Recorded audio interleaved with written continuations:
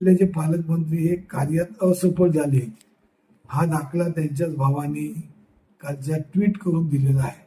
तर सिंधुदुर्ग जिल्ह्याच्या पालकमंत्र्यांनी एका अनैतिक धंद्यावरती धाड घालून पूर्ण धंदे मी बंद करणार अशापैकी घोषणा करून ते धंदे बंद न झाल्याबाबत ज्या असलेल्या त्यांच्या सत्ताधारी पक्षाच्या आमदारांनी एका दुसऱ्या सत्ताधारी पक्षाच्या सहकार्याने घोषणा केली की या ठिकाणी SP किंवा पोलीस यंत्रणा कोणत्याही प्रकारचं कारवाई करत नाही. याचाच अर्थ पालकमंत्र्यांच्या आदेशाला केराची टोपली दाखवली. तशाच प्रकारची आज या जिल्ह्यामध्ये सर्व राणे कुटुंबाचं राज्य असल्याचं सांगून बोललं जातं. खासदार, वडील, पालकमंत्री भाऊ, दुसरे आमदार भाऊ, एवढं असून पण जर ऐकत नसतील आणि जर त्यांचं काही होत नसेल तर खऱ्या अर्थाने हे पालकमंत्री आणि त्याच्या असलेल्या कार्याचं अपयश आहे. सिंधुदुर्ग जिल्ह्याच्या नागरिकांचं नुकसान आहे. अशाच प्रकारचं आज या ठिकाणी पालकमंत्र्यांच्या बाबतीत कणकवलीचे तहसीलदार काल वैभव नाईकांनी तिथे जाऊन आले. वास्तविक पाहता 11वी 12वीचा रिझल्ट निकाल लागल्यानंतर तहसीलदारांनी स्वतःहून त्यामध्ये लक्ष घालून सर्व नागरिकांना किंवा विद्यार्थ्यांना वेळच्या वेळी दाखले मिळाले पाहिजे, वेळच्या वेळी दाखले मिळण्याकरता प्रयत्न केला पाहिजे.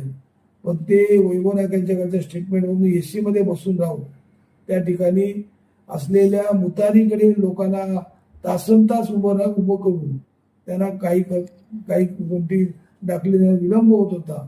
त्याबाबत वैभव नाईकांनी काल त्याच्यात सुरुवात केली. पण पाहता तहसीलदारांनी आज या ठिकाणी असताना जे महाराष्ट्र शासनाने 9:30 ते 5:30 हे कार्यालयाचं वेळ असताना 5:30 नंतर तहसीलदार 9 पर्यंत कशासाठी बसतात आणि त्या ठिकाणी असलेले मायनिंगचे दलाल, जमिनीचे दलाल किंवा कामं करणारे दलाल त्या ठिकाणी का गिरट्या घालतात ह्याचा खऱ्या अर्थाने संशय घेण्याची गरज आहे. कारण त्या ठिकाणी माहिती घेतली असता प्रत्येक जमिनीचे रेट वेगवेगळ्या, शेतीला वेगळा रेट, अमक्याला वेगळा असल्या वर्ग 2च्या जमिनीला वेगळा रेट, अशा प्रकारचे दरपत्रक असल्यासारखं एजंट दरपत्रक घेऊन फिरतायत. आणि अशा पद्धतीने तहसीलदार या ठिकाणी आज असताना त्या ठिकाणी कोणत्याही मायनिंगच्या प्रकरणावर मायनिंग बिकडणे कार्यालयातून बाहेरच पडत नाही. पण तिथे संध्याकाळचे मायनिंगचे हप्ते मात्र तिथे त्यांना येत असतात.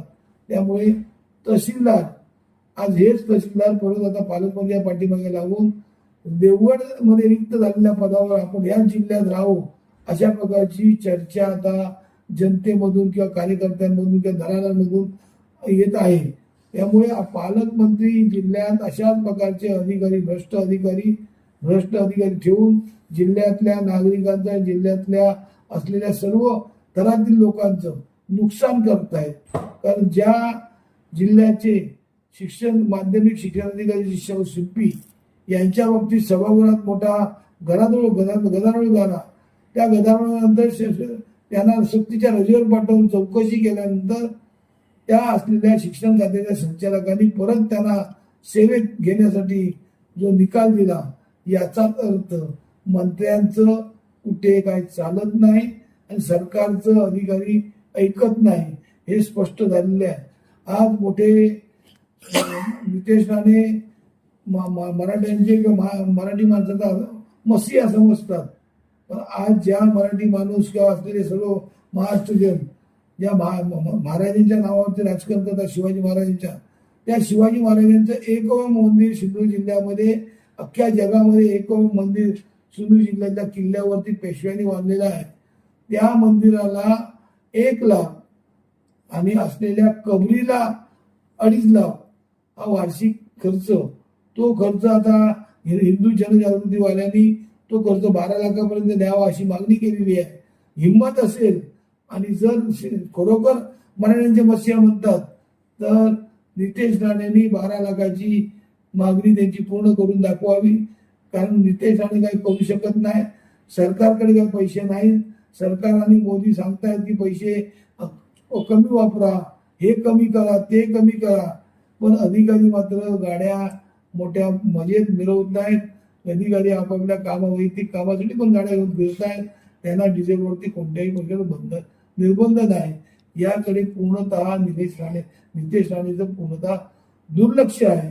त्यामुळे जिल्ह्याचा पालकमंत्री फक्त घोषणाबाजी करतो, घोषणेतून जनतेला काय मिळत नाही आणि घोषणेतून काय विकास काय होत नाही. अशा प्रकारचा पालकमंत्री जिल्ह्याला नसणे हेच खऱ्या अर्थाने जिल्ह्याचा विकास होणे आहे.